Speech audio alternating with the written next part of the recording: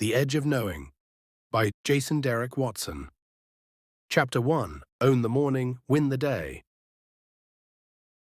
On this particular morning, indistinguishable at first glance from any other, Thomas awoke to the familiar tranquility simulation. For him, waking did not begin with the jarring buzz of an alarm or the intrusion of a chaotic world, but beneath the painted boughs of a tree reminiscent of Van Gogh's Reveries. The contours of this dreamscape blurred gently, like oil brushed upon canvas too quickly. Light, gold and syrupy, bathed the horizon before dissolving into the ether, as if reluctant to leave.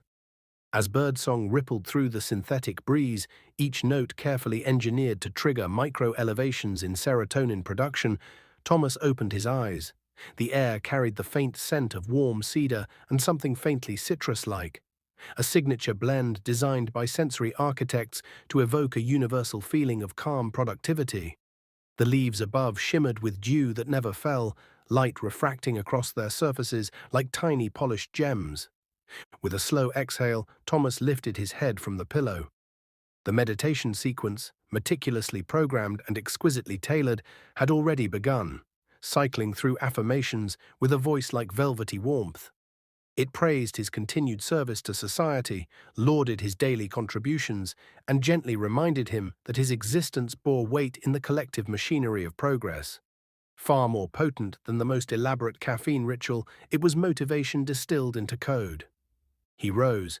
As his feet met the sleek floor, his sleeping platform silently retracted into the wall with seamless efficiency. The room he passed through was clinically minimalist, more operating theater than living space. Sterile white tables stood like sculptures, adorned with cuboid artifacts etched entirely in shifting QR sigils.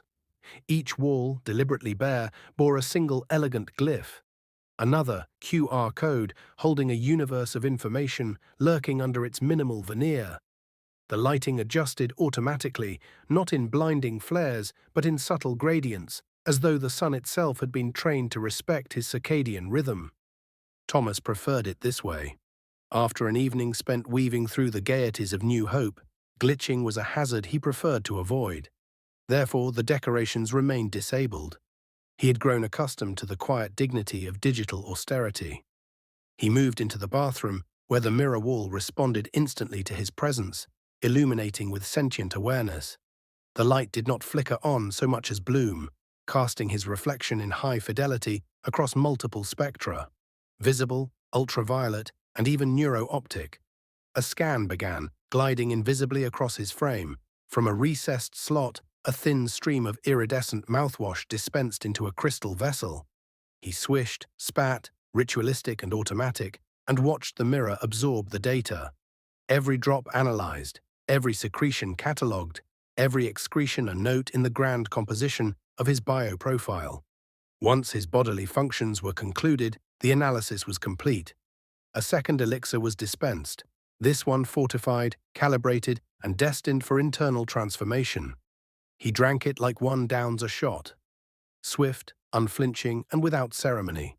Simultaneously, he activated the full nano-overlay calibration protocol. Where the meditation had been a gentle nudge into consciousness, this was awakening. Immediately, reality intensified, everything sharpened, every edge gleamed with hidden detail, every sensation hummed with urgency. More, that was the word, the creed of New Hope, with its domed sanctuary of innovation and design.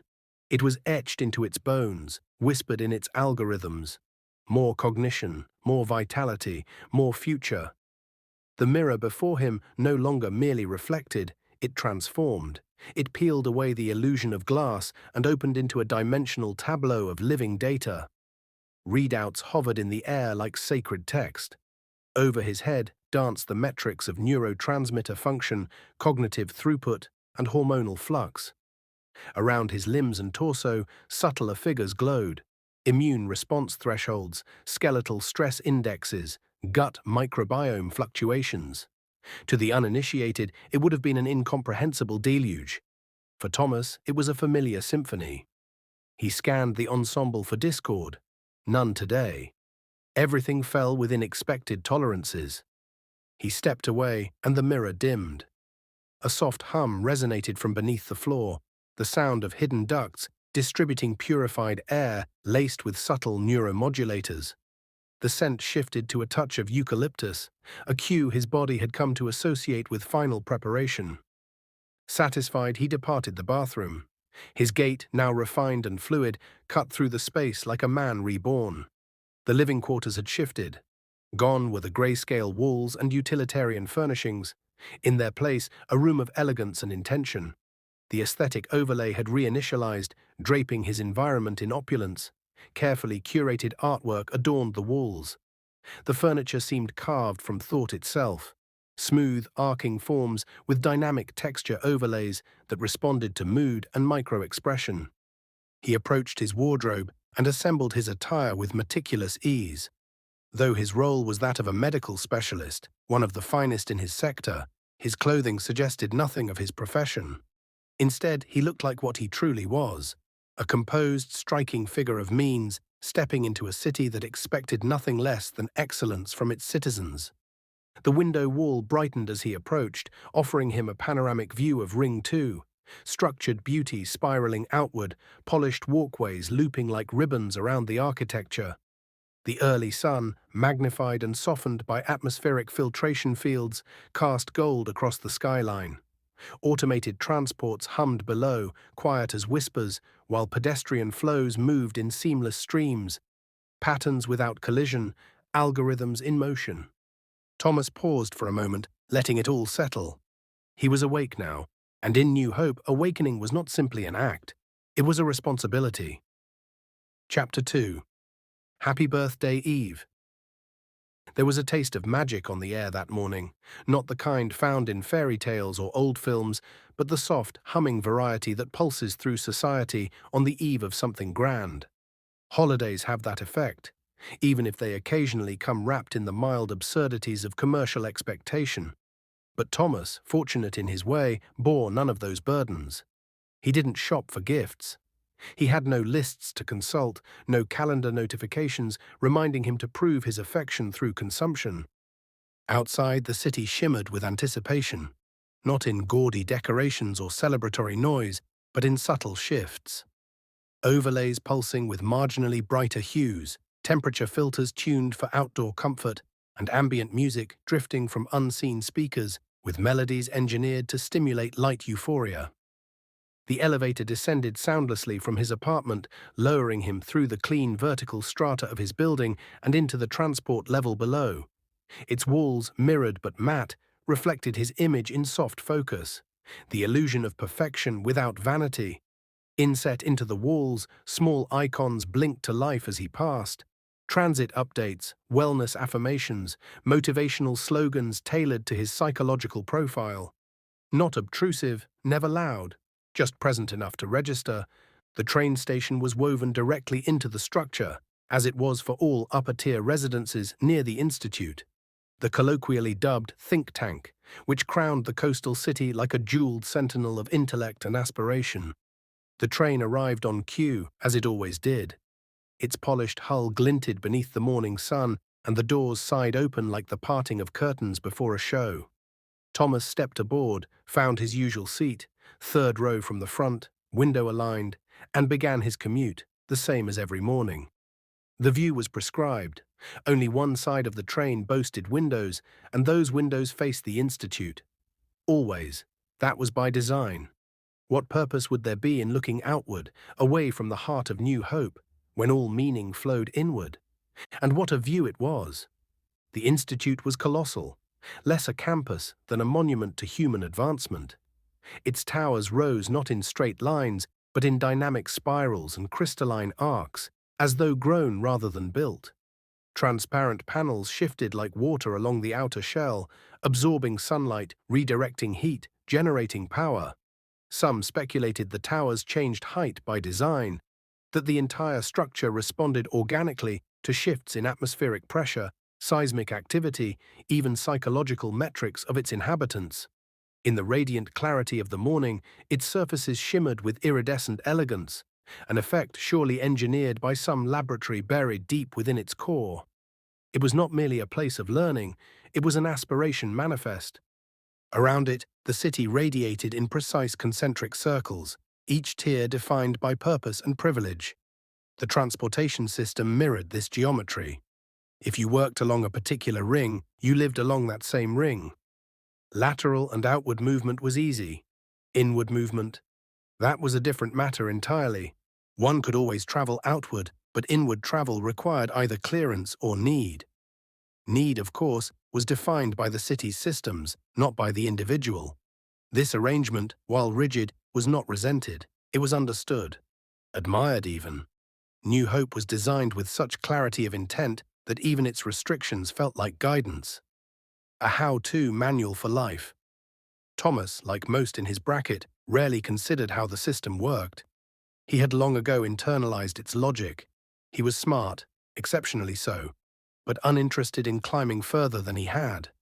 The glittering accolades of researchers and innovators, their gleeful updates about breakthroughs and tenure, had once intrigued him. But those days had passed. He had done his century of education, earned his credentials, and settled into a life that was clean, efficient, and, most importantly, his. He did not dream of more, not because he lacked ambition, but because he had found something rare: satisfaction. As the train glided along the first visible wall, the last of the great rings yet to be engulfed by the city's monstrous vertical expansion, Thomas let his gaze drift through the clear glass. The skyline ahead was spectacular. At the core, buildings spiraled like twin serpents coiled around one another, their forms climbing endlessly skyward, each new level constructed upon the bones of the last. The inner rings had long since hidden their walls behind layer after layer of architectural ambition. Behind him, nothing, or rather no windows, but advertisements and propaganda. The trains offered no glimpse outward, only inward. It wasn't just symbolism, it was ideology. All aspirations flowed to the center. Upward was not only a direction, it was a destiny. Thomas had earned his place here, Ring 2, close enough to the university to feel its pull, but not so close as to be consumed by its gravity. He was still young by New Hope standards. Perhaps one day he would want more. But for now he watched, listened to ambient news feeds and classical reinterpretations pulsing through his earpiece, and rode forward without haste. The train was unusually full, the air taut with the electric buzz of anticipation. Birthday Eve, the final day of the year, the threshold before the most sacred of holidays. Every screen, every projection, every subtle augmented flare in the environment was attuned to the festivities. Advertisements extolled the latest advances in body repair, neuroenhancement, immersive leisure simulations, and of course, New Hope itself. But the most prominent messages were about tomorrow, birthday, the great graduation, the moment when freshly minted adults, engineered, educated, and evaluated, would be released from the institute and handed over to their mentors. At the same time, a new generation would begin germination, humanity in its eternal cycle of optimization. But tonight is birthday eve, and that means celebration. Thomas's face remained passive as the train glided toward the station. His mind was already there, at the gathering, at the rooftop terraces, at the taste of laughter and intoxication and temporary abandon. He had no illusions that the night would change him. He didn't want to change. But for an evening at least, he would live more vividly than usual. And in New Hope, more was always the point. Chapter 3: The Quiet Work of Gods. The clinic where Thomas worked bore the hallmarks of privilege: glass-paneled serenity, soft bioluminescent lighting, and the barely perceptible hum of precision instruments nested behind seamless walls.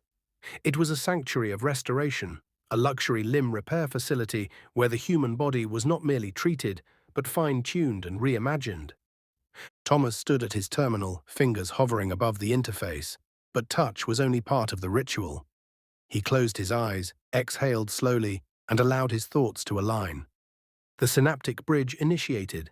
It began as a subtle shift, a sensation not unlike gravity tilting inward, a glimmer of warmth at the base of his skull, followed by a harmonic pulse threading outward through his neural lattice. Then, connection. The system recognized him, accepted him. A stream of sensory data flickered across his retinal overlay like a language written in light. Only now could he begin. Before him, a cascade of bodily schematics unfolded. Cross-sections of limbs, bursts of capillary flow, matrices of nerve pulses, bone density spectrograms, cartilage integrity gradients, and immune activity patterns. It was a living portrait, updated in real time. He wasn't merely reviewing snapshots. The data stream came directly from the medicortex, the all-seeing neural lattice that absorbed a citizen's biological telemetry every waking and sleeping second. Billions of inputs, captured through nano-surveillance and sublimated into the omnipresent archive, were now his to command. Every cell in every body held a multitude of nanoparticles. Comparison scans, predictive analytics, longitudinal overlays, they were not tools, they were extensions of his thought. His synaptic bridge allowed him to feel the patient's condition as a form of heightened awareness, clinical instinct enhanced by direct neural inference. Adjustments were not typed or spoken, but imagined and enacted. Action flowed from intention. The medicortex served many masters. Many researchers at the think tank pulled from it to refine algorithms, to shape curriculum, or to perfect human design, among many other pursuits. It served the state through intervention protocols and surveillance. It served professionals like Thomas by providing a canvas on which miracles could be drawn. It served individuals by making every day feel like riding a ray of sunshine with personalized background music.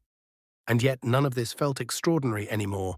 It was just life, work. Thomas adjusted the spatial rendering of a patient's left femur. New data flagged a microfracture in the metaphysis, barely a micron wide, invisible even to most protocols. He flagged it for laser sculpting and tissue reinforcement. His console pulsed softly, acknowledging the task. Everyone in New Hope looked young, not youthful in the traditional sense, but preserved and refined by time rather than worn by it. Chronological age was meaningless here. Citizens could be centuries old and still appear no more than 35. Outer ring residents, with fewer privileges, occasionally pushed the illusion to the 50s. But even that was rare. Eventually, your friends would pop for a makeover as a birthday gift. The city was shaped like a mandala, each concentric ring representing a blend of purpose and prestige. The closer one lives to the center, the more seamless the access to innovation, enhancement, and legacy. Services and goods on your ring were available freely, part of the unwritten contract of proximity. You earned your place, and in exchange, you received its bounty. Commerce existed only at the borders of limitation. If you needed something outside your ring, credits came into play, your currency not only for goods, but for motion. Upward motion, inward motion, the holy directions. If you want something from someone in a more distant ring, they would earn credits that could then be used to gain access to something from a more inward ring. Each ring is highly incentivized to garner the attention of any more inward inhabitant. Thomas's services were coveted. People from Ring 1 occasionally made the journey outward to Ring 2. When they did, he earned far more than standard compensation. Prestige followed skill, and Thomas's hands, though they rarely touched flesh, had shaped more than a few returns to full function, gaining him an exceptional reputation. Because of this, he never lacked credits. He could buy his way into Ring 1, but why? His facility was well within his comfort zone, and he had long ago exchanged the hunger for advancement with the sweetness of security. Still, there had been a time when he was not just brilliant, but ambitious. In the final cycle of his education, he had caught the attention of a professor overseeing one of the Institute's most ambitious medical prototypes, a molecular targeting and repair system that blurred the line between surgery and sorcery.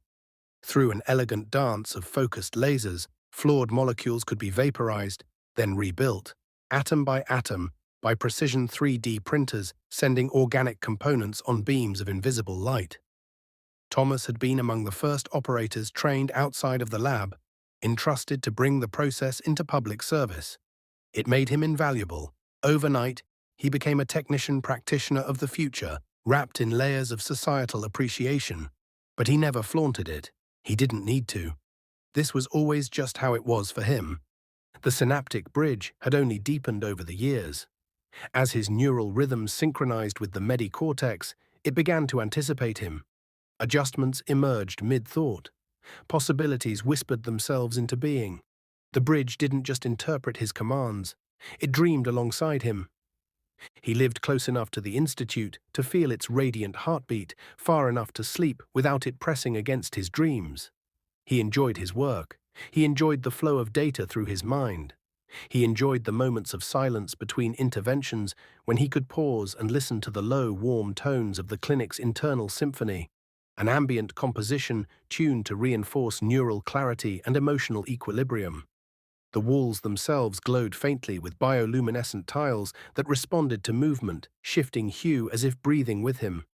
Sometimes, as he sipped nutrient-fortified tea dispensed from a recessed alcove in the wall, he would think about those who lived even closer to the center: professors, researchers, ideologues. They could access anything, travel anywhere.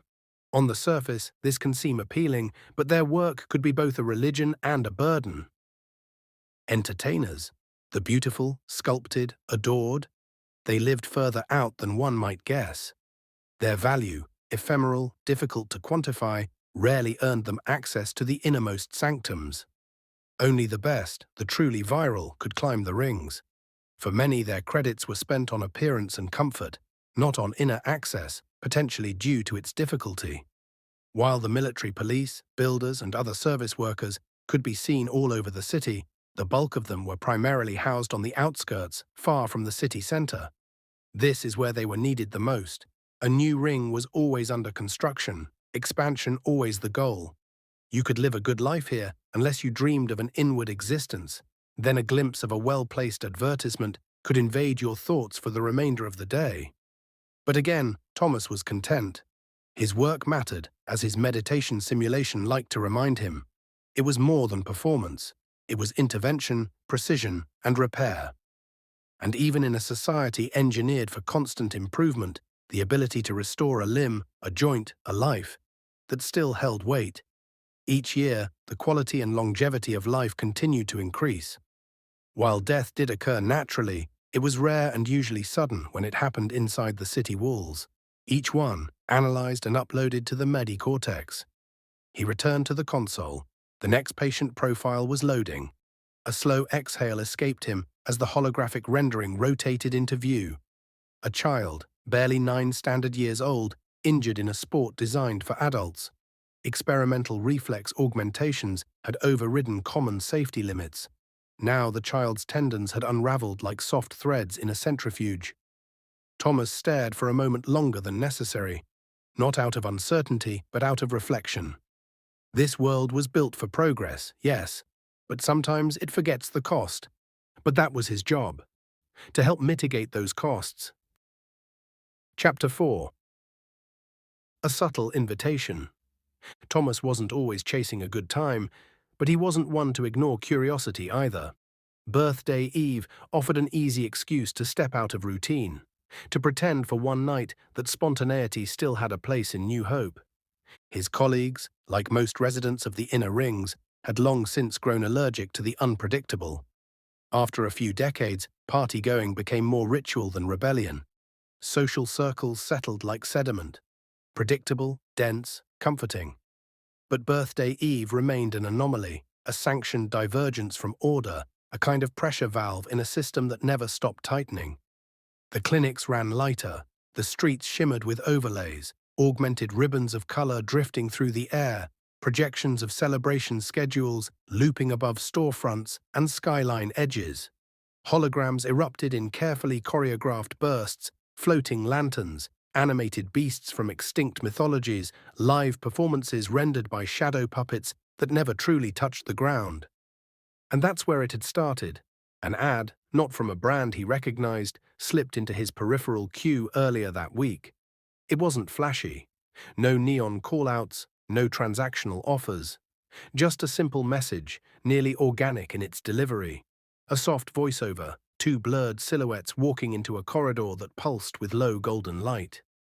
This year, try the unexpected. It lasted less than 4 seconds. No tags, no QR uplink. It didn't lodge itself like typical sponsored material, but it returned later that night, disguised in a different wrapper. This time, it was projected as a momentary flicker on a bus shelter screen. The same voice, the same phrasing. And then again, the next day, part of an ambient soundscape in a tea shop. Always fleeting, always embedded. By the third time, Thomas had stopped believing it was coincidence. Still, it didn't feel like targeting. Not quite. More like fishing. It was casting a net, a wide one, and he had, inexplicably, opened his gill. As he left the clinic that evening, the city felt freshly unwrapped. Augmented streamers danced through the boulevards like living ink. People wore outfits too strange to be practical and too curated to be spontaneous. The inner ring was alive in a way it rarely allowed itself to be. He passed familiar faces, their edges softened by laughter and drink. Everyone played their part. Festivity was expected, performance or otherwise. Someone called out, "Central ring again, Thomas." He paused, then smiled. "Not this year." The colleague tilted their head. "Outer rings? You?" Thomas gave a non-committal shrug. "Maybe I'm tired of polished glass and perfect playlists." They replied. "Well, watch your overlays. Things get weirder the further out you go." "I'm counting on it." He skipped the usual post-work diversions. No lounge stops, no call-ins to a local eatery. Just a quiet preparatory ride home with music in his ears and the hollow ads that always follow him. The promotional feeds had shifted for the evening, now pulsing with curated parties, travel incentives, and special guest lists meant to entice. The algorithms knew what people wanted tonight: escape, glamour, a little bit of myth. He passed gardens that smelled of engineered jasmine, past reflection pools with floating geometric runes that whispered affirmations when you looked too long. It was in one of those pools, just for a moment, that he saw the corridor again. A mirrored flash beneath the surface, the same soft light, the same two blurred figures. This time it felt deliberate, connected. By the time he returned to his apartment, the idea had settled. The central ring parties, decadent as they were, always collapsed into strategic chatter. Networking disguised as dance, courtship and its thinly veiled chemical lighting and scent modulation. He could predict the flavor of every drink and the outcome of every conversation. This year, he wanted something else. The wardrobe mirror offered him a dozen curated looks, tailored for inner elegance, for respectable mischief. He rejected each in turn. "No," he said aloud, "too sleek, too approved." Eventually, a new option surfaced, one outside the usual heuristics. A charcoal grey jacket with dull metal seams, breathable boots with terrain sensitivity, and a collar designed to attract a certain amount of attention. An odd feature, certainly by inner ring standards. He accepted it without hesitation. In the bathroom, he triggered his physiological prep routine. Vials were dispensed. Mild stimulant, hangover resistance, immune buffer, aesthetic enhancer. "Subtle," he said, "but confident." The machine obliged. He pocketed a backup capsule, just in case. Outside, the night had ripened. Above the skyline, party drones painted ephemeral displays in violet light. A choir of artificial voices sang in polyphonic loops across the rings, each note shaped to local acoustic topography. Everything hummed with anticipation. And then, without prompt, a final message crossed his overlay. No sender, no interface. One night, one change. That's all it takes. It vanished the moment he focused on it. He could have dismissed it. Could have reported it. He didn't. Instead, he stepped onto the outbound capsule, following an ethereal pull he could feel, but could not name. Time slid past like the pages of a book he had never bothered to read. And for the first time in years, Thomas didn't quite know what would happen next. He liked that. The Edge of Knowing by Jason Derek Watson.